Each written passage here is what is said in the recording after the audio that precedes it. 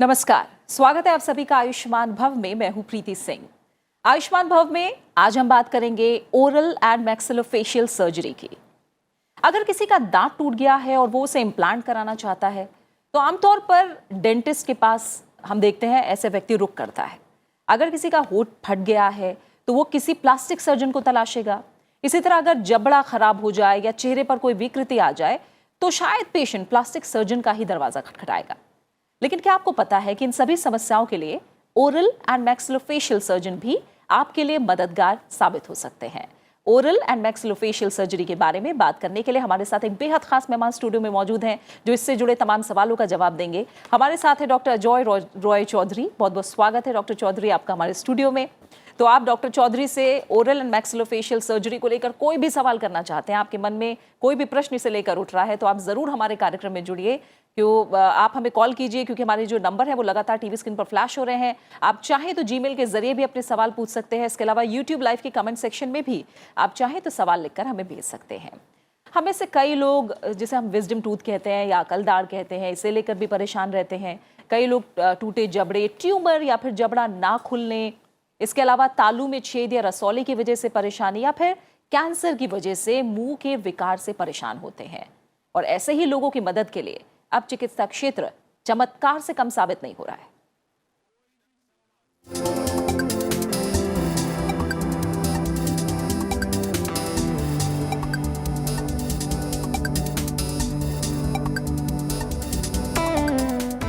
अगर किसी के जबड़े या दांतों की बनावट में दिक्कत है तो उसका पूरा चेहरा खराब दिखने लगता है।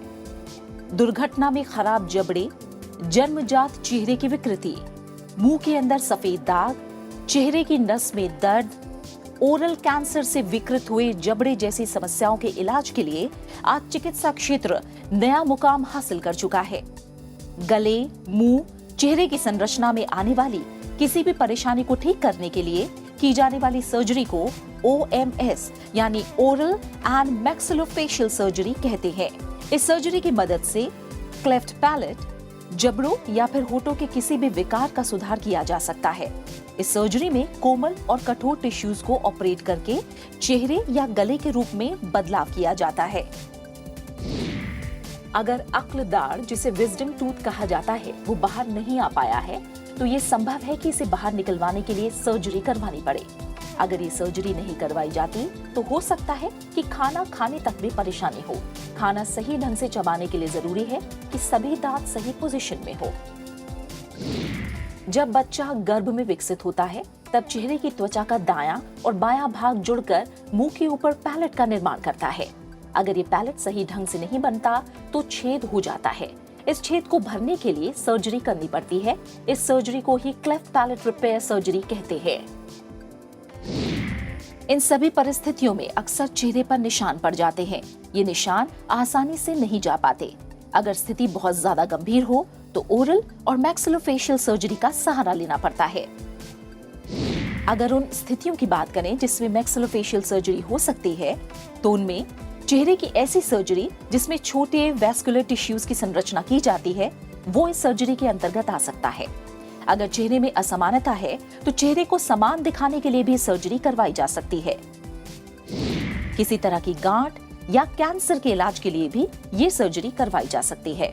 अगर दांतों में कोई परेशानी है या फिर कोई दांत ऐसा है जिसकी वजह से खाने में दिक्कत आ रही है तो भी इस सर्जरी का सहारा लिया जा सकता है। इस सर्जरी के नेचर को देखते हुए कई बार maxillofacial surgeon, ENT surgeon, clinical oncologist, plastic surgeon और रेडियोलॉजिस्ट की मदद भी ली जाती है। तो आप भी ओरल एंड मैक्सिलोफेशियल सर्जरी से जुड़ा कोई भी सवाल करना चाहते हैं तो आप हमें फोन कीजिए। डॉक्टर अजय रॉय चौधरी हमारे साथ स्टूडियो में मौजूद हैं। डॉक्टर चौधरी, हमने कुछ चीज़ें बताने की कोशिश की अपनी तरफ से ओरल एंड मैक्सिलोफेशियल सर्जरी को लेकर।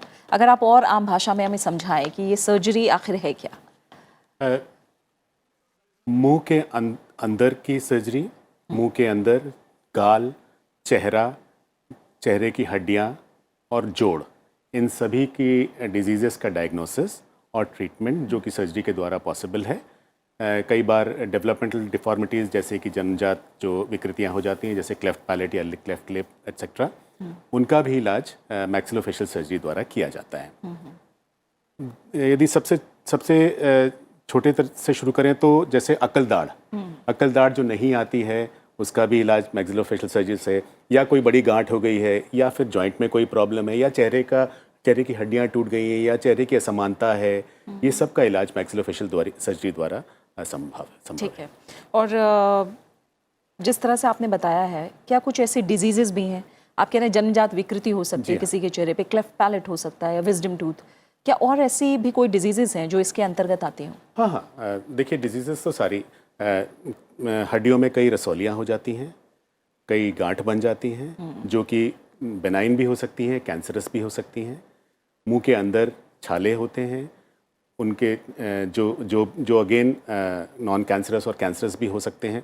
इन सभी का इलाज जो है मैक्सिलोफेशियल सर्जरी द्वारा पॉसिबल है। कई डिजीजेस हैं जैसे अमीलोब्लास्टोमा हुआ जो कि बेनाइन डिजीज़ है, या ओरल कैंसर हुआ जो कि मैलिग्नेंट डिजीज़ है।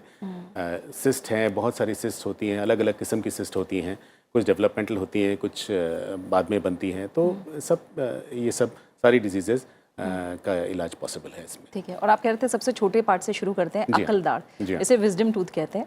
बहुत हम जानते हैं कि 25 की उम्र के बाद आता है, डॉक्टर आप बताएंगे? 18 से। और इसे लेकर मुझे लगता है कई लोग समझ भी नहीं पाते हैं, उनके अकल दाढ़ आ रही है, नहीं आ रही है, या उसमें कोई प्रॉब्लम है, सिर्फ दांत का हल्का दर्द समझ के उसको सहते रहते हैं। तो कितनी बड़ी प्रॉब्लम हो सकती है और उसमें सर्जरी किस तरह से कारगर है? जी, कई बार क्या होता है कि चेहरे के अंदर या जबड़े के अंदर जगह नहीं होती कि आपका अकल दाढ़, या जिसको थर्ड मोलर कहते हैं, नॉर्मली उस समय आती है जब आपकी अकल होती है, इसलिए उसका एक कोलोकियल टर्म है, अकल दाढ़ बोलते हैं उसको, विजडम टूथ। तो वो निकल नहीं पा रहा है, या तो हड्डी में जगह नहीं है तो वो टेढ़ा हो जाता है। जब वो टेढ़ा हो जाता है तो उसकी ऊपर की जो झिल्ली होती है उसमें कुछ इन्फेक्शन होता है, वो दर्द करता है कई बार। तो उसको यदि वो निकल नहीं पा रहा है, यदि वो इरप्ट नहीं हो पा रहा है, तो उसको सर्जरी के दौरान ऑपरेशन करके निकाला जाता है। अच्छा। और ये काम ओरल एंड मैक्सिलोफेशियल सर्जरी में पॉसिबल है। ठीक है। इससे जुड़े और सवाल भी पूछूंगी अभी आपसे मैं। एक पहली कॉलर हमारे साथ जुड़ गए हैं, पूजा कुमारी ने हमें बिहार से कॉल किया है। पूजा, स्वागत है आपका कार्यक्रम में, बताइए क्या सवाल है आपका? मेरे पापा हैं जी। हेलो। हाँ, सवाल पूछिए। मेरे पापा हैं, उनका उम्र 50+ है। ठीक है। उनके दांतों में बहुत दिन से प्रॉब्लम था। कुछ दांत तो निकल चुका है, लेकिन कुछ दांत अभी भी है जो खाने पीने सब में प्रॉब्लम करता है। अगर ठंडा खाते तो ज्यादा प्रॉब्लम होता है, गर्म भी खाते तो ठंडा बहुत ज्यादा प्रॉब्लम होता है। तो ज्यादा दर्द देने के कारण ना पेन किलर ले लेते हैं, और जिस कारण फीवर भी आ जाता है उनको। हेलो। ठीक है। तो आपने अभी तक डॉक्टर को दिखाया नहीं है पूजा? नहीं दिखाए हैं।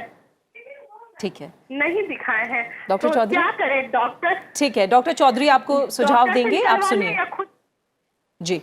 वो ये आखिर में पूछना चाह रहे हैं, क्या इन्हें निकलवा देना बेहतर है या खुद निकल जाए? जो दर्द है नहीं, इसके लिए क्या करना चाहिए? जरूर इनको जो दांतों का जो इनामल है वो निकल चुका है। कुछ इनको गम्स की भी डिजीज़ है जिस कारण से इनके दांत कुछ पहले ही गिर गए हैं, उस कारण से मेरा ये कहना है कि इनको दांतों के डॉक्टर के पास जाना चाहिए और दिखवाना चाहिए। यदि जो दांत बच सकते हैं उनको बचा के, बाकी दूसरे दांतों जहाँ पे निकल चुके हैं वहाँ या तो आर्टिफिशियल टीथ लगाए जाए, और उसके भी कई तरीके हैं, वो लगा सकते हैं, इम्प्लांट कर सकते हैं, बहुत कुछ कर सकते हैं। लेकिन मेरे ख्याल से डॉक्टर के पास जाना चाहिए। और जो ठंडा गर्म लगता है वो दांतों का इनामल निकल चुका है, इस कारण से डेंटिन एक्सपोज है। तो जब भी कुछ ठंडा या गर्म खाते हैं तो दांत की जो मांसपेशियां हैं वो जो नर्व एंडिंग्स हैं उसमें ये इफेक्ट करता है, इसलिए इनको ऐसा लग रहा है। ठीक है।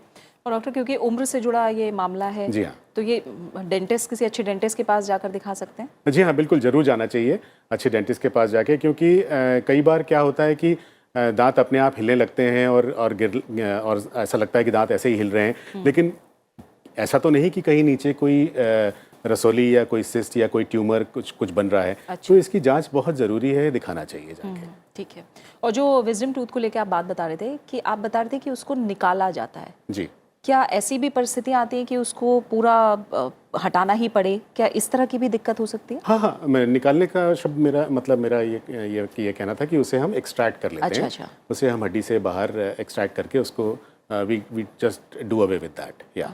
और उससे कोई नहीं, कोई प्रॉब्लम नहीं होती, क्योंकि वैसे भी वो क्योंकि जगह नहीं है तो वो मुंह के अंदर तो आ नहीं रहा है, और 28 दांत बहुत हैं, 4 अकल दांत निकल भी जाएंगे तो कोई ऐसी प्रॉब्लम नहीं होती है। तो डॉक्टर इसके सिम्टम्स क्या हैं, कैसे समझा जाए कि दिक्कत है?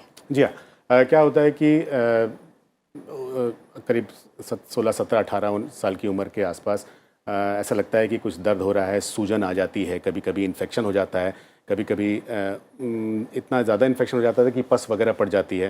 तो ऐसी स्थिति में जब सूजन पस पड़ गई तो बुखार भी आ जाता है। ऐसी स्थिति में डॉक्टर के पास जब जाते हैं, डेंटिस्ट के पास जाते हैं, तो वो देखते हैं कि भाई कहाँ से ये शुरू हो रहा है, और बाय एंड लार्ज वो एक्सरे वगैरह लेके एक डायग्नोसिस बना लेते हैं, फिर कुछ दवाइयाँ देते हैं और आपकी सर्जरी के लिए आपको पोस्ट करते हैं, और उसको निकाल के आप सर्जरी के बाद आप 5-7 दिन में बिल्कुल ठीक हो जाते हैं। कोई ऐसी खास दिक्कत आती नहीं है उसमें। ठीक है। और डॉक्टर इसको लेके एक सवाल और है मेरे मन में। विजडम टूथ को लेके ये कहा जाता है अगर मान लीजिए अभी कोई दिक्कत नहीं कर रहा है लेकिन उसकी पोजीशनिंग टेढ़ी है जी, तो वो आगे जाके दिक्कत करेगा। जी हाँ। तो क्या वो उस दिक्कत का इंतजार करना चाहिए, या अगर टेढ़ा पोजीशन है या कुछ है सही तरह से नहीं है तो उसको पहले ही ट्रीट कर लेना चाहिए? आपने बहुत अच्छा ये सवाल किया। यदि वो टेढ़ा है, चारों यदि आपके अक्लदार टेढ़ी या कोई एक दाढ़ अक्लदार टेढ़ी, तो उसे निकलवा देना बहुत अच्छा होता है, क्योंकि टेढ़ेपन के कारण सबसे पहले खाना वहाँ जमने लगेगा, तो दूसरे दांत खराब हो जाएंगे आपके, उनमें कीड़ा लग जाएगा। हो सकता है टेढ़ेपन के कारण अंदर कोई पैथोलॉजी डेवलप हो, कोई सिस्ट बन जाए या कोई ट्यूमर बन जाए या कुछ हो जाए। तो जो दांत नहीं निकल पा रहा है ओरल कैविटी में, उस दांत को एक्सट्रैक्शन करना अच्छा है। खासकर थर्ड मोलर की बात कर रहा हूँ मैं इसमें। जी, ठीक है। अब हम दांतों पे ही आगे बढ़ते हैं। दांतों को लेकर ओरल एंड मैक्सिलोफेशियल सर्जरी और क्या क्या कर सकता है? हम देखते हैं कुछ लोगों के दांत काफ़ी टेढ़े मेढ़े आए हुए होते हैं, चेहरा उससे ख़राब लगता है। जी हाँ। तो इसको लेकर किस तरह से सहायक हो सकती है सर्जरी? देखिए, चेहरे की बनावट ऐसी होती है कई बार कि या तो वो बिल्कुल ठीक होता है, लेकिन कई बार ऐसा होता है कि ऊपर का जो जबड़ा है वो बाहर है और नीचे का जबड़ा बहुत पीछे है। कई लोगों को आपने देखा होगा कि नीचे का जबड़ा बहुत आगे है, तो चेहरे में एक असमानता आ जाती है। तो इसमें क्या होता है, मैक्सिलोफेशियल सर्जरी द्वारा हम जो जबड़े हैं उनको प्रॉपर जगह पे सेट किए कर सकते हैं। मुंह के अंदर से ये सर्जरी होती है, जिसमें जैसे ऊपर का जबड़ा यदि बहुत नीचे है, बहुत ज़्यादा गम्स दिख रहे हैं, तो उनको ऊपर किया जा सकता है। जो लोअर जॉ है उसको सर्जरी करके, जिसको सैजिटल स्प्लिट ऑस्टियोटोमी कहते हैं या ऑर्थोग्नैथिक सर्जरी कहते हैं, तो उसमें उसको चेहरे में एक बैलेंस लाया जा सकता है। ये बहुत एक्सेप्टेबल प्रोसीजर है, बहुत रिपीटेबल प्रोसीजर है, बहुत सेफ प्रोसीजर है। अच्छा। और ये कई लोग कराते हैं, लेकिन क्योंकि दांत टेढ़े मेढ़े होते हैं तो इसमें हम ऑर्थोडोंटिस्ट और मैक्सिलोफेशियल सर्जन साथ में मिलकर ये काम करते हैं। अच्छा, ठीक है। एक कॉलर है आदर्श कुमार, लखनऊ से, इन्होंने हमें कॉल किया है। आदर्श, आपका स्वागत है कार्यक्रम में, बताइए क्या सवाल है आपका? मैं जानकारी चाहता है कि जो दांत से ब्लीडिंग आती रहती है तो उसके लिए मतलब क्या किया जाए जो है?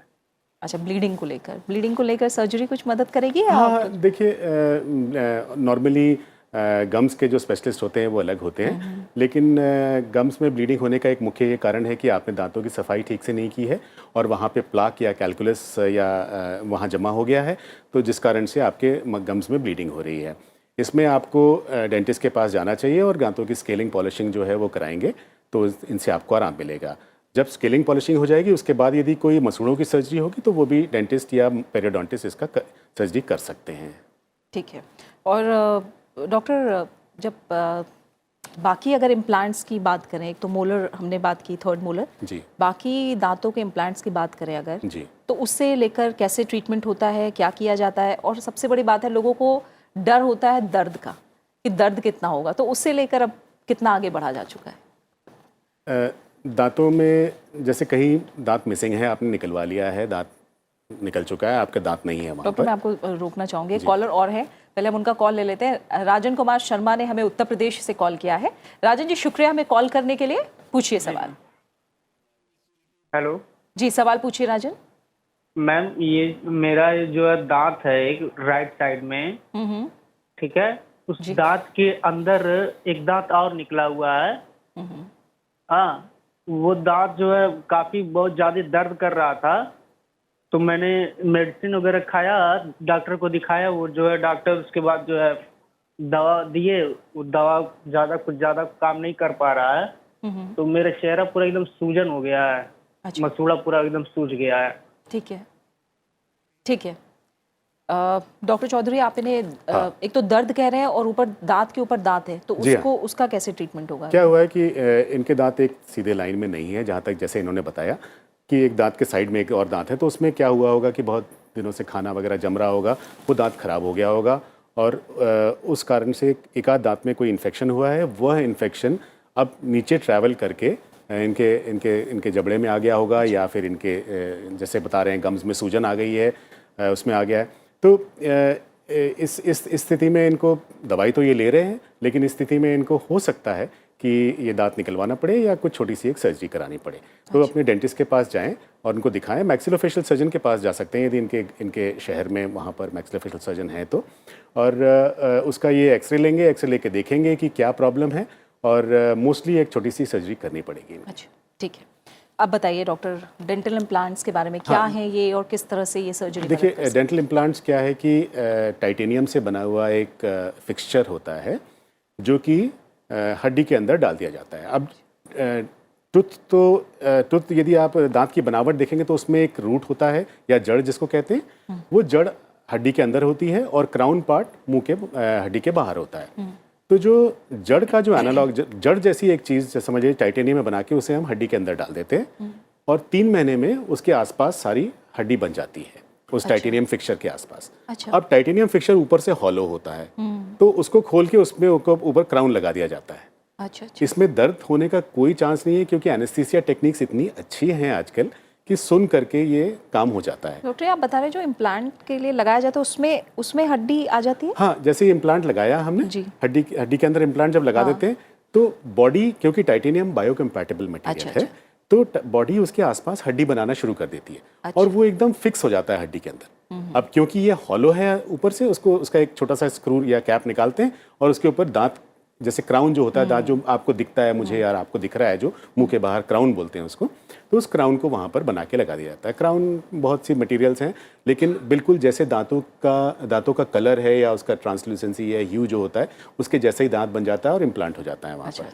बहुत अच्छा टेक्निक है, बहुत अच्छी चीज़ है और आजकल तो दांत इम्प्लांट की कीमत भी बहुत कम हो गई, तो एवरीबडी कैन अफोर्ड दैट, कोई ऐसी बात नहीं है और सबको कराना चाहिए जिनके दांत मिसिंग है ये। ठीक है। एक कॉलर और है, अतुल दत्त ने दिल्ली से हमें कॉल किया है। अतुल जी, शुक्रिया हमें कॉल करने के लिए। आप पूछिए सवाल, क्या सवाल है आपका? डॉक्टर साहब, हमारे मुंह में सिर्फ 31 दांत हैं और 32वां निकला नहीं है, जिसको कहते हैं विजडम टीथ, तो उसमें बड़ी तकलीफ होती है। तो उसको कैसे, मतलब दांत है नहीं बोलते तभी एक्सट्रैक्शन करना पड़ेगा, अभी समझ नहीं आता, जब दांत नहीं तो एक्सट्रैक्शन क्यों करना, उसके बारे में कुछ बताइए। हाँ, ठीक है अतुल, अभी डॉक्टर ने बताया था, एक बार फिर आपको बताएंगे, सुनिए आप। अतुल जी, क्या होता है कि ये दांत आपके हड्डी के अंदर ही पड़ा हुआ है, ये निकला नहीं है, या हो सकता है कि आपको दिख नहीं रहा है या छोटा सा उसमें एक कोई निकलने का कोई सुराख है या कुछ है, तो उस कारण से क्या होता है खाना वहाँ फंस जाएगा और आपके दांत खराब होने लगेंगे। या ऐसा भी हो सकता है कि जो दांत हड्डी के अंदर है वो उसमें एक सिस्ट बन जाए या कोई रसौली बन जाए या कोई ट्यूमर के रूप में वो ट्रांसफॉर्म हो जाए। तो यदि उसमें दर्द है और यदि आपका अंदर हड्डी के अंदर फंसा हुआ है वो दांत, तो उसको निकालना बेहतर ही होगा या फिर उसका फॉलोअप कराते रहें आप। ठीक है। और डॉक्टर, आप कह रहे हैं डेंटल इम्प्लांट जिनका भी दांत मिसिंग है वो इस सर्जरी का सहारा लें, और दांतों के आगे अगर हम बढ़ें जी, दांतों की वजह से चेहरा खराब लगता है। दूसरा, अगर मान लीजिए हम जानते हैं कि भारत में सड़क दुर्घटनाएं भी बहुत होती हैं, उसमें भी कई लोगों का चेहरे की हड्डी टूट गई या कोई और एक्सीडेंट हुआ है, तब भी चेहरा बहुत ख़राब लगता है। कितना स्तर तक उस चेहरे को, टूटे हुए हड्डियों को सुधारा जा सकता है सर्जरी के जरिए? जी, मोस्ट कॉमन कॉज है फेशियल ट्रॉमा का रोड ट्रैफिक एक्सीडेंट। जब एक्सीडेंट होता है तो दूसरी हड्डियां टूटती हैं, तो चेहरे की भी हड्डी टूट जाती है या टूट सकती है।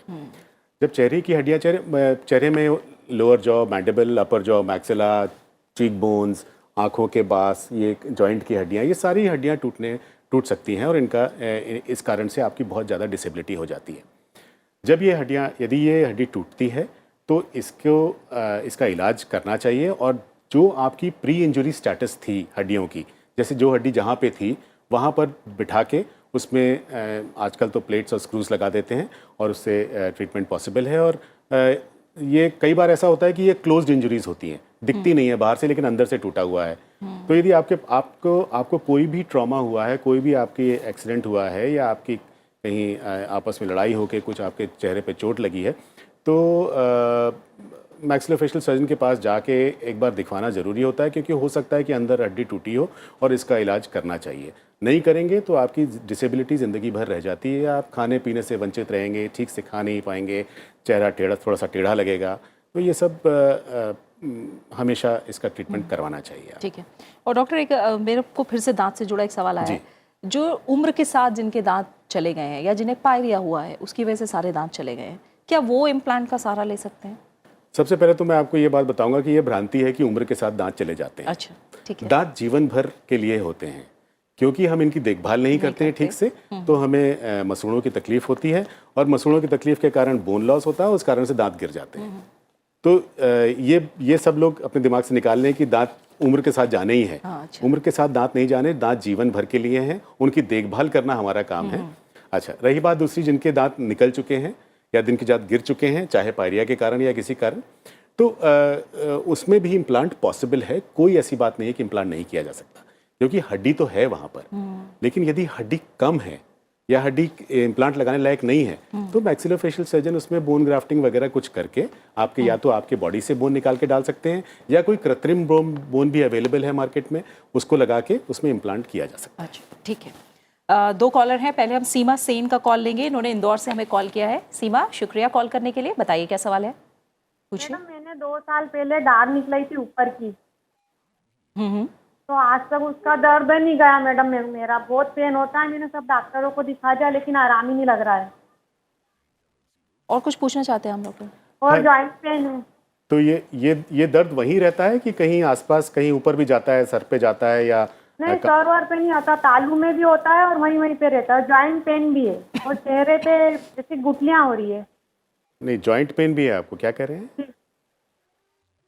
आपके चेहरे के जोड़ों में दर्द होता है? हाँ, कान के पास जॉइंट में पेन है। हाँ, जबड़े में, और जो दाढ़ निकाली वहाँ पे कंटिन्यू पेन है। और आप क्या बता रही हैं, आपके चेहरे में गांठ है, कुछ आप बता रही हैं? और हाँ, होता है। नहीं, और भी कुछ है चेहरे में, और कोई दाना या गांठ कुछ है आपके चेहरे में? हाँ, छोटी छोटी गुठलियां हैं मैडम, उसमें भी पेन होता है।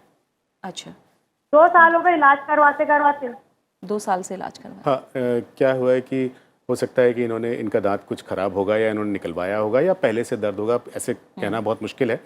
लेकिन कई बार क्या होता है कि जब हम एक्सट्रैक्शन करते हैं तो कई बार इसमें पेन रह जाता है। क्यों?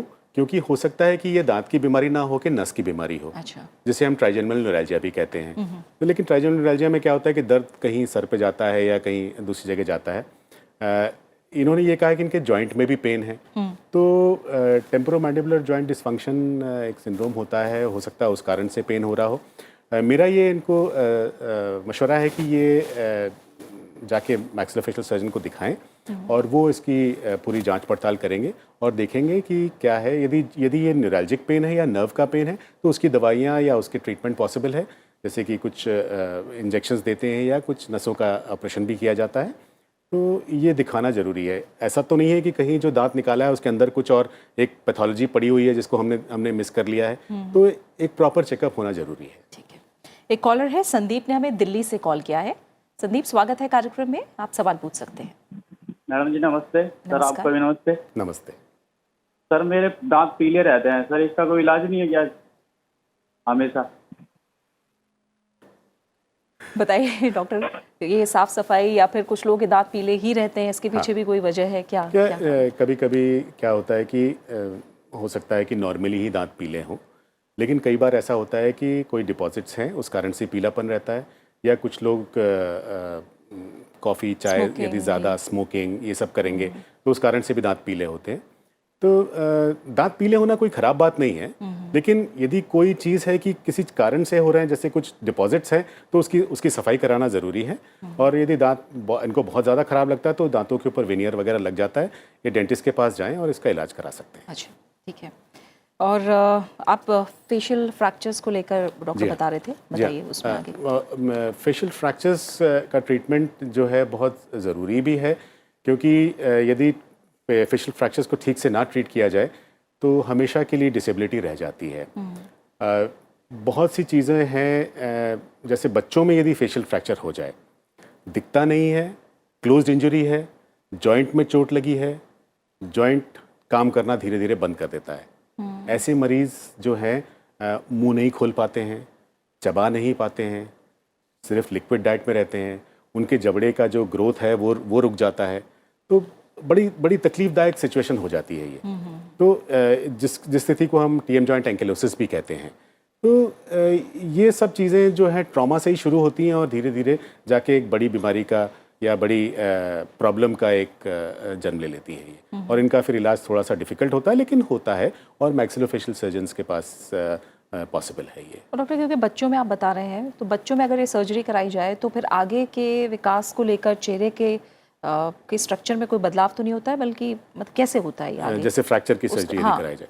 जी हाँ, फ्रैक्चर की जब सर्जरी करते हैं तो उसमें ना आजकल जो बड़े लोगों में जो ऑपरेशन होता है वो प्लेट्स एंड स्क्रूज लगाते हैं, मेटल प्लेट्स एंड स्क्रूज लगाते हैं वहाँ पे टाइटेनियम के। लेकिन बच्चों में रिजॉर्बेबल प्लेट्स वगैरह आती हैं जो कि अपने आप रिजॉर्ब हो जाती हैं, जिस कारण से जिससे उनका जबड़ा जो है जब ग्रोथ होता है तो वो पॉसिबली अपने आप होता रहे वो, लेकिन इलाज जरूरी है इसका। ठीक है, एक और कॉलर है, प्रीति ने हमें कॉल किया है, बिहार से हमारे साथ जुड़ी हैं। प्रीति, आपका स्वागत है कार्यक्रम में, बताइए क्या सवाल है आपका। प्रीति, आप सवाल पूछ सकती हैं। ठीक है, लग रहा है उन तक आवाज़ नहीं जा रही है, फ़ोन डिस्कनेक्ट हो गया। इसके अलावा अगर जॉइंट्स की बात करें, डॉक्टर आपने बताया था किसी का जबड़ा आगे होता है, किसी का पीछे हो सकता है, ऊपर नीचे के दांतों में दिक्कत हो। अगर मान लीजिए ऐसे लोगों को मतलब चेहरे की जो बनावट है या जैसे वो दिख रहे हैं उससे कोई दिक्कत ना हो, तो भी क्या इनसे कोई दिक्कत हो सकती है आगे पीछे जबड़ा होने से आगे जाके कुछ नुकसान है इसका? जी हाँ, फंक्शनल प्रॉब्लम्स हो सकती हैं इनको। एक तो चबाने की कैपेसिटी थोड़ी सी अजीब सी हो जाती है, नहीं चबा पाते हैं। दूसरा हो सकता है कि इस कारण से इनके जॉइंट में प्रॉब्लम हो जाए।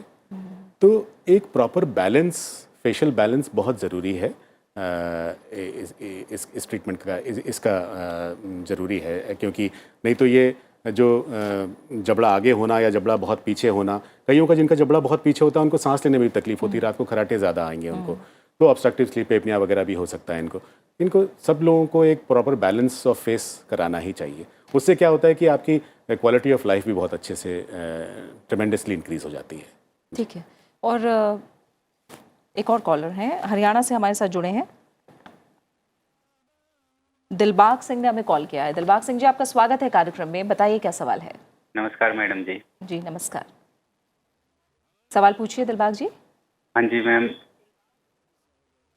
ये जो मैंने जाड़ ना ठीक करवाई थी मैडम, ऊपर कैविटी हो गई थी, तो जब मैं उससे खाता हूँ तो मसूड़े में सूजन आ जाती है। ठीक है, आपके दांतों में कैविटी हो गई थी, आपने ठीक कराई है, और अब आप बता रहे सूजन आती है आपके दांतों में। हाँ, जब खाना खा लेता हूँ ना तब आती है मैम। ठीक है, तो इसके लिए दिखाया आपने, आगे डॉक्टर को ये बात बताई है, दिखाया है? हाँ जी मैम, डॉक्टर से ही बात की थी मैंने, तो उन्होंने जो पुराने जमाने के होता थे जाड़ के बाहर को आपकी आवाज़ ठीक तरह से नहीं आ रही है दिलबाग हम तक, आप कुछ और पूछना चाहेंगे डॉक्टर से? नहीं, मैं समझ गया हूँ। इन्होंने शायद इनके दांत में कोई केरीज हो गया होगा, डेंटल केरीज, जिसको हम बोलचाल की भाषा में दांत में कीड़ा लग गया होगा। इन्होंने कोई फिलिंग कराई है, लेकिन उसमें अब सूजन आ रही है। तो सूजन का कारण ये है कि जो इनका जो डिके है वो रूट कैनाल तक पहुँच गया है या नर्व एंडिंग तक पहुँच गया है। तो इनको रूट कैनाल ट्रीटमेंट की ज़रूरत है, वो रूट कैनाल ट्रीटमेंट कराएंगे और उसके बाद इस पर दांतों में क्राउन या कुछ फिलिंग करा लेंगे तो इनका शायद प्रॉब्लम सॉल्व हो जाएगी। ठीक है, और जो जॉइंट की बात हम कर रहे हैं डॉक्टर, ये कैसे पता लगे, अगर किसी को कोई दिक्कत नहीं हो रही है अभी, तो कैसे पता लगे कि नहीं उसका जो जॉइंट है वो ठीक नहीं है, ये कैसे पता किया जाए? जी, जब हम मुंह खोलेंगे तो एक क्लिकिंग की आवाज़ आती है, कट कट आवाज़ करेगा, थोड़ा सा पेन होगा उसमें।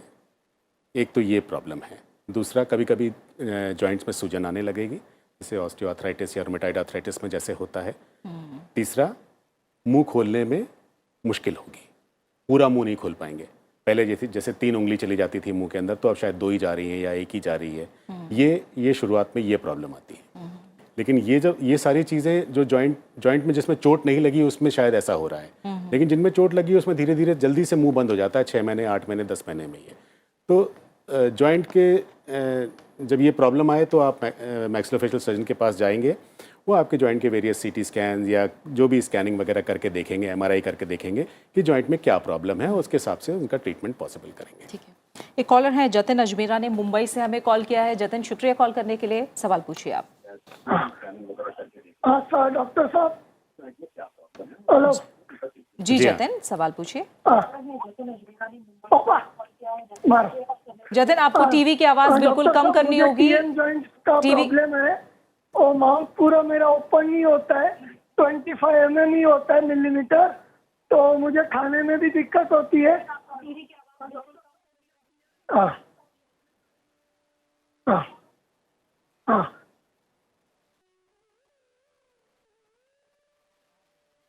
कुछ पूछना है? हाँ, इनका मुंह नहीं खुल रहा है। ये कोई चोट लगी हाँ, थी तो आपको? कोई नहीं, चोट लगी थी या नहीं कुछ? लगी थी, कोई चोट नहीं लगी थी। 5-6 सालों से है, अपने आप है। हाँ, कोई गठिया की शिकायत है या कोई आर्थराइटिस नहीं, की? गठिया की कुछ नहीं है।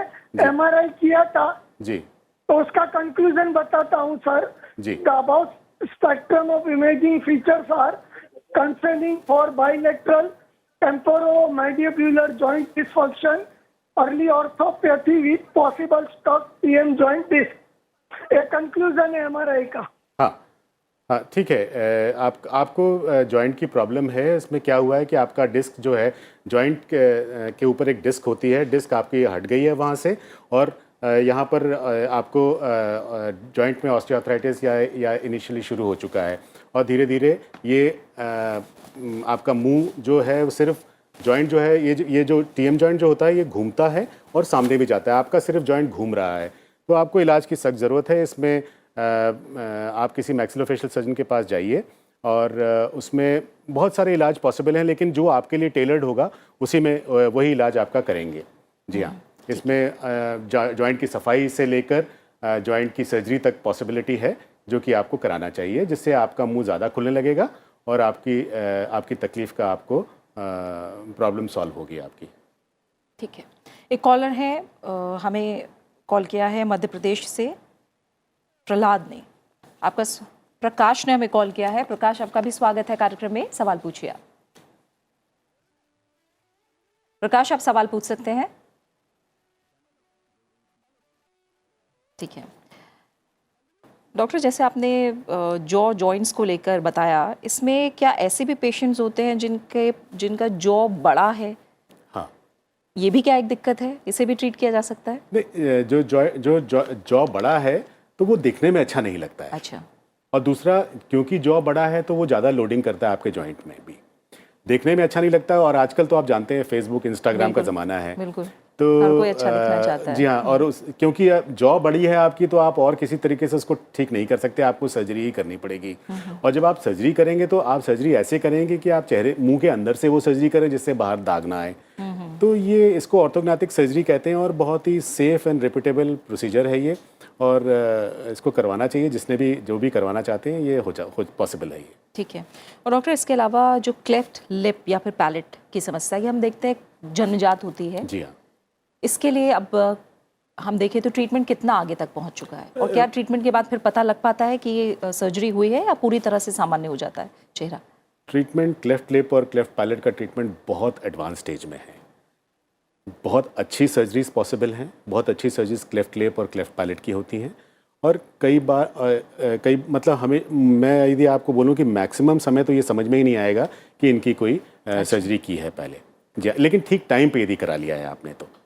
जी हाँ, जैसे क्लेफ्ट पैलेट की सर्जरी आपने ठीक टाइम में करा दी, जैसे जब आपकी स्पीच डेवलप हो रही है उसके पहले यदि आपने करा लिया है, एक प्रॉपर टाइमिंग है सर्जरी करने का, तो यदि आपने उसको करा लिया तो आपकी स्पीच भी अच्छे से डेवलप होगी, आपका चेहरा भी ठीक से बनेगा, आपका चेहरा भी ठीक से डेवलप होगा। और फ़र्ज़ करिए कि क्योंकि आपने क्लेफ्ट लिप और क्लेफ्ट पैलेट की सर्जरी कराई है, तो आपका ऊपर का जबड़ा थोड़ा सा पीछे रह गया है और सामने नहीं आ पाया है, तो उसकी भी सर्जरी 17-18 साल में पॉसिबल है कि उसको ऑर्थोग्नाथिक सर्जरी करके बिल्कुल नॉर्मल बना दिया जाए। तो क्लेफ्ट लिप क्लेफ्ट पैलेट की सर्जरी बहुत ही एडवांस स्टेज पर है आज के ज़माने में, और बिल्कुल पता नहीं लगता है कि इसमें कोई सर्जरी हुई है। ठीक है, एक और कॉलर है, अभिनव ने हमें कॉल किया है, दिल्ली से हमारे साथ जुड़े हैं। अभिनव, शुक्रिया कॉल करने के लिए, सवाल पूछिए आप।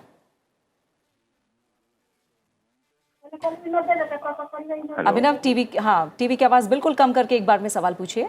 हाँ जी। मैम, मेरे दांत में ना खाते हुए कई बार आवाज़ आती है जाड़ में से। अच्छा। मेरे फादर की भी आवाज़ आती है, ये पता नहीं क्यों, क्या रीज़न है इसका। ठीक है, आपने दिखाया नहीं अभी तक?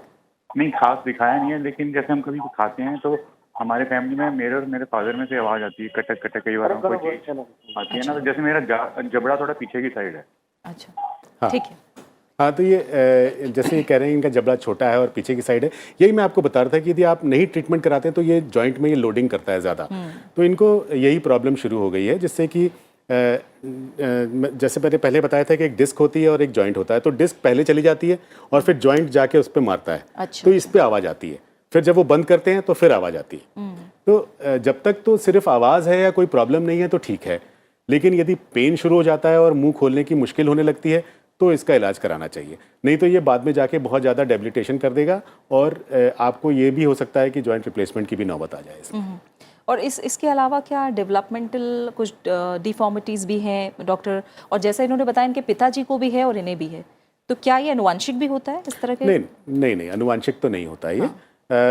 दोनों का जॉइंट हो सकता है कि उन दोनों का जबड़ा थोड़ा छोटा हो और उस कारण से जो लोडिंग ज़्यादा हो आवाज़ आती है, लेकिन वैसे कहूँ तो करीब 50-60% में जॉइंट में आवाज़ आना कभी कभी नॉर्मल भी है। कई नॉर्मल लोगों में भी आएगी जिसमें दूसरी कोई प्रॉब्लम्स नहीं है, दूसरी कोई सिम्टम्स नहीं है, पेन नहीं है, मुंह ठीक से खुल रहा है, लेकिन कभी कभी आवाज़ आ रही है, तो इतना ज़्यादा उसमें घबराने की ज़रूरत नहीं है। ठीक है। और डॉक्टर इसके अलावा ओरल कैंसर के मामले भी काफ़ी ज़्यादा हैं हमारे देश में। इसको लेकर हम जानते हैं जब उसको ट्रीट किया जाता है, गांठ है उसको हटाया जाता है तो चेहरा बहुत ख़राब हो जाता है। तो ये ऐसे ओरल कैंसर पेशेंट्स के लिए क्या कर सकते हैं? देखिए, चेहरे के मुंह के अंदर कोई भी गांठ हो, कैंसर हो या नॉन कैंसरस हो, उसका इलाज तो करना ही है। अब जैसे आपको पता है कि about oral cancer is about 20 पर 1 लाख और समथिंग, और 30% जो ओवरऑल कैंसर है उसका ओरल कैंसर उसका पार्ट है। और ओरल कैंसर की यदि हम जल्दी से उसकी हम डायग्नोसिस कर लें तो उसके ट्रीटमेंट बहुत अच्छे से हो जाता है और उसकी लॉन्जिविटी भी अच्छी है और उसकी प्रोग्नोसिस भी बहुत अच्छी है।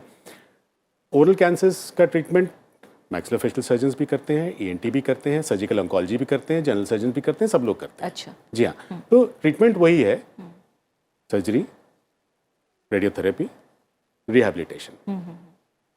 ठीक है। लेकिन कैंसर से शुरू होने के पहले की जो अवस्था होती है, प्री कैंसर, जैसे कई तंबाकू वगैरह खाते हैं कई लोग, और तंबाकू का और उसके जुड़े हुए जो प्रोडक्ट्स हैं वो लेते हैं, तो उस कारण से कैंसर होने के पहले का एक स्थिति होती है, उसको pre cancerous potentially cancerous conditions बोलते हैं, वो हो जाती है। तो उस समय हमें बहुत ध्यान रखना है कि जो भी हम गलत हैबिट है हमारी तंबाकू वगैरह खाने की, तो वो सब हम छोड़ें और उसका हम रेगुलर फॉलोअप पर रहें, जिससे कि कैंसर ना हो। जैसे इसमें कई लोग जो पान मसाला खाते हैं, तंबाकू खाते हैं, स्मोकिंग करते हैं, उनका मुंह खुलना कम हो जाता है, तो वो भी पहले ही ट्रीट किया जा सकता है? जी हाँ, बिल्कुल। वो पोटेंशियली मैलिग्नेंट सिचुएशन है, इसको ओरल सबम्यूकस फाइब्रोसिस कहते हैं।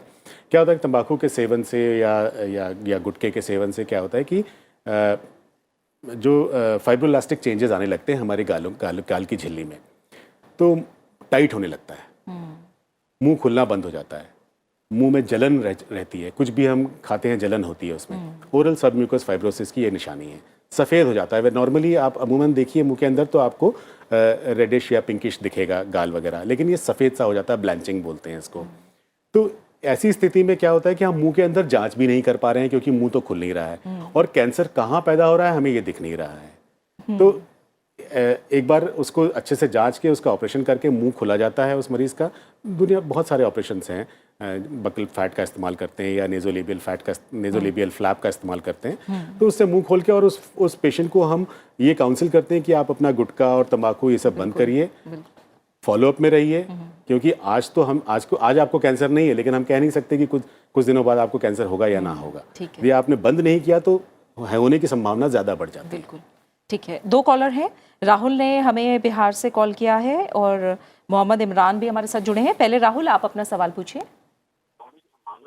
हाँ, हेलो जी राहुल, नमस्कार, पूछिए। सर, मैं कह रहा था कि मेरा वो दांतों के सबसे लास्ट में एक छोटा सा लग रहा है, जैसे दांत निकल रहा है, तो बहुत दर्द हो रहा है और सूजा भी है हल्का। राहुल, आपकी उम्र क्या है? दांतों के सबसे लास्ट में एक आपकी उम्र कितनी है राहुल जी? 20 वर्ष। हाँ, तो इनको वो विजडम टूथ इनका जो आ रहा है, और विजडम टूथ जब निकलता है तो ऊपर की जो झिल्ली होती है उसमें कभी कभी खाना फंस जाता है और इन्फेक्शन हो जाता है। अब ऐसी स्थिति में इनको मैक्सिलोफेशियल सर्जन या डेंटिस्ट किसी के पास जाके दिखाएं। यदि दांत सीधा आ रहा होगा तो ऊपर की झिल्ली का सिर्फ ऑपरेशन हो जाएगा, दांत इरप्ट कर जाएगा। यदि दांत टेढ़ा आ रहा है तो उसको ऑपरेशन करके निकाल दिया जाएगा। अब मोहम्मद इमरान जी भी बिहार से हमारे साथ जुड़े हैं, उनका सवाल लेते हैं। इमरान साहब, आप अपना सवाल पूछ सकते हैं, बताइए। मैम ऐसा है कि कुछ साल पहले मेरा एक्सीडेंट हुआ था, तो मेरी एक दांत टूट गई थी और फिर उसमें कैप लगाया गया, और कैप लगाने के बाद फिर कुछ सालों के बाद ऐसा लगता है कि वो हिल रहा है या फिर निकल जाएगा। अगर वो ऐसा कुछ होता है, क्योंकि वो अंदर एक बार निकला था तो वो मतलब बहुत सड़ी हुई स्थिति में था उसका, ऐसे वो आरसीटी या पता नहीं ऐसे कुछ हुआ था उसका। तो इन केस फ्यूचर ऐसा होता है तो कौन सा ट्रीटमेंट होगा? और हमारे जेनेटिक में क्या है कि दांत हमारे फैमिली का मतलब अजीब सा है, वो मतलब स्टेबल नहीं है, तो उसका कोई ट्रीटमेंट या फिर उसका? ठीक है इमरान जी, आप बने रहिए कॉल पर थोड़ी देर, बताइए। जी हाँ, इनका ये कह रहे हैं कि इनका एक्सीडेंट हुआ था और उस पर शायद दांत टूट गया था, तो क्राउन लगाया, अब वो हिल रहा है शायद, ऐसा कुछ कह रहे हैं। हिल रहा है, उसके बाद कह रहे हैं कि अंदर उसकी स्थिति भी खराब है बहुत। जी हाँ, तो क्या करें आगे? कई बार ये होता है कि एक्सीडेंट के बाद रूट कैनाल वगैरह जैसा ये कह रहे हैं इनका हुआ है, क्राउन लगा है, लेकिन हो सकता है कि अंदर की जो हड्डी है वो खराब सी हो रही है, तो ये दांत इनका हिल रहा है। यदि ये दांत हिल रहा है तो ये दांत मोस्टली तो निकालना पड़ेगा। जब इसको निकालेंगे तो अंदर हड्डी के थोड़ा सा गैप यदि कुछ रह जाता है तो उसमें कुछ एक बोन ग्राफ्ट मटेरियल डाल के इनको फ्यूचर इम्प्लांट के लिए तैयार किया जाएगा। अच्छा, जी हाँ, और फ्यूचर में इन्हें इम्प्लांट लगा लेंगे तो इनको काफ़ी सहूलियत होगी। ठीक है। और डॉक्टर, जब इसके बारे में हम पढ़ते हैं तो एक ऑब्स्ट्रक्टिव स्लीप एपनिया के बारे में भी हम पढ़ते हैं, ये दरअसल क्या है और इसका ट्रीटमेंट भी है इस सर्जरी के अंतर्गत? जी हाँ, कई लोगों के जबड़े बहुत छोटे होते हैं, खासकर नीचे का जबड़ा या ऊपर का जबड़ा बहुत पीछे होता है, जिनका धंसा हुआ चेहरा रहता है। उसमें क्या होता है, जब ये रात को सोते हैं तो बहुत ज़्यादा खराटे आते हैं। खराटों के कारण क्या होता है कि ये जो आपका जो ज़बान है वो पीछे चली जाती है और आपकी सांस कुछ देर के लिए रुक जाती है, तो ऑब्स्ट्रक्शन हो गया, स्लीप एपनिया मतलब सांस रुक गई है आपकी। अच्छा, ऐसी स्थिति में ये स्थिति हो जाती है, आप शायद फिर उठ जाते हैं या आपकी बॉडी मैकेनिज्म ऐसी होती है कि आप उठ जाते हैं और आप दोबारा ठीक से सांस लेने लगते हैं। लेकिन लॉन्ग टर्म इफेक्ट्स इसके बहुत ज़्यादा खराब होते हैं, आपको कार्डियक प्रॉब्लम्स हो सकती है, बहुत सी प्रॉब्लम्स हो जाती हैं। तो ऐसी स्थिति में क्या होता है कि बहुत सारे मुंह के अंदर के ऑपरेशंस या ENT ऑपरेशंस कराते हैं, लेकिन सबसे बढ़िया इलाज जो है इसमें, यदि आप अपने दोनों ऊपर और नीचे के जबड़े को आगे करें, जिससे कि आपकी सांस लेने की जो वॉल्यूम है, सांस लेने की जो जगह है उसका वॉल्यूम है वो यदि वो बढ़ जाए तो आपको बहुत अच्छा इसमें इफ़ेक्ट होता है और बहुत अच्छा। नहीं तो कई ऐसे मरीजों को ना CPAP या रात को मशीन लगा के सोना पड़ता है उन लोगों को, क्योंकि उनके ब्लड में ऑक्सीजन जो कि 95-97 होना चाहिए वो नहीं होता, 80s पे आ जाता है और ब्लड ऑक्सीजनेशन नहीं हो पाता ठीक से। इसको ऑब्स्ट्रक्टिव स्लीप एपनिया को ट्रीटमेंट कराना बहुत ज़रूरी है और अल्टीमेटली मैक्सिलोफेशियल सर्जरी से ही ऑब्स्ट्रक्टिव स्लीप एपनिया का ट्रीटमेंट अच्छे से हो पाता है। और डॉक्टर, अगर ट्रीटमेंट को लेकर जो टेक्नोलॉजीज़ यूज़ की जा रही हैं, कैसे हो रहा है? मैंने सुना है 3D मॉडल बनाया जाता है पहले, ट्रीटमेंट को लेकर थोड़ा बताइए, क्या क्या टेक्नोलॉजी है फिलहाल? ओरल एंड मैक्सिलोफेशियल सर्जरी में कटिंग एज टेक्नोलॉजी आ चुकी है। CT स्कैन को लेकर, पेशेंट के CT स्कैन को लेकर उसका हम 3D मॉडल बना लेते हैं। 3D मॉडल क्या है कि पूरा हाथ में आपके पास है और आपको क्या सर्जरी करनी है, कौन सा दांत, कौन सा जबड़ा कहाँ बिठाना है, कहाँ पे कौन सा जबड़ा बहुत नज़दीक है किसी एनाटॉमिकल एरिया के, वो दिख जाता है और पूरी के पूरी जो फील है वो ऑपरेशन के पहले ही आपके हाथ में आ जाती है। अच्छा। उसके बाद आप ये सारी की सारी चीज़ें सॉफ्टवेयर में बैठ के सर्जरी भी आप प्लान कर सकते हैं कि आपको ये जबड़ा समझ लीजिए यहाँ से यहाँ बढ़ाना है आगे, तो उस जबड़े की पूरी के पूरी 3 मिलीमीटर, 4 मिलीमीटर, 5 मिलीमीटर कितना बढ़ाना है, कितना ऊपर करना है, कितना नीचे करना है, ये सारी की सारी प्लानिंग आप कंप्यूटर में कर लेते हैं और उसके बाद आप उसको 3D प्रिंट कर लेते हैं। 3D प्रिंट करने के बाद आप उसका ऑपरेशन करते हैं, तो जो है एक्यूरेसी बहुत ज़्यादा बढ़ गई है इसमें। जी हाँ, क्योंकि फेशियल सर्जरी एस्थेटिक सर्जरी है, इसमें हम हमारे को एरर करने का कोई चांस ही नहीं है। हाँ, बिल्कुल। और कितना समय रिकवरी के लिए लगता है इसमें? बहुत सारी सर्जरीज के अलग अलग टाइम है रिकवरी के, फिर भी with in 7 to 10 days most of the maxillofacial surgery, ज़्यादा से ज़्यादा मैक्सिलोफेशियल सर्जरी में 7 से 10 दिन का समय रहता है, जो कि आप रिकवर कर जाते हैं और अपने काम पे वापस जा सकते हैं। ठीक है डॉक्टर चौधरी, इसी के साथ समय आज के अंक का यहीं पूरा हो गया है। बहुत बहुत शुक्रिया आपका स्टूडियो में आने के लिए और इतनी ज़रूरी सलाह और सुझाव हमें देने के लिए। तो हमने कोशिश की ओरल एंड मैक्सिलोफेशियल से जुड़ी हर जानकारी आप तक पहुँचाने की। इस कार्यक्रम के जरिए आपने जाना कि कैसे आधुनिक समय में दांतों और चेहरों और जबड़ों के विकारों के लिए आज नई सर्जरी का सहारा लिया जा सकता है। इसी के साथ आयुष्मान भव के इस अंक में फिलहाल इतना ही। आप इस कार्यक्रम को YouTube पर भी देख सकते हैं और अपनी राय और सुझाव हमारे साथ साझा कर सकते हैं। अगले अंक में बात होगी किसी और स्वास्थ्य समस्या की, उसके कारण और निदान की। तब तक के लिए इजाजत दीजिए। नमस्कार।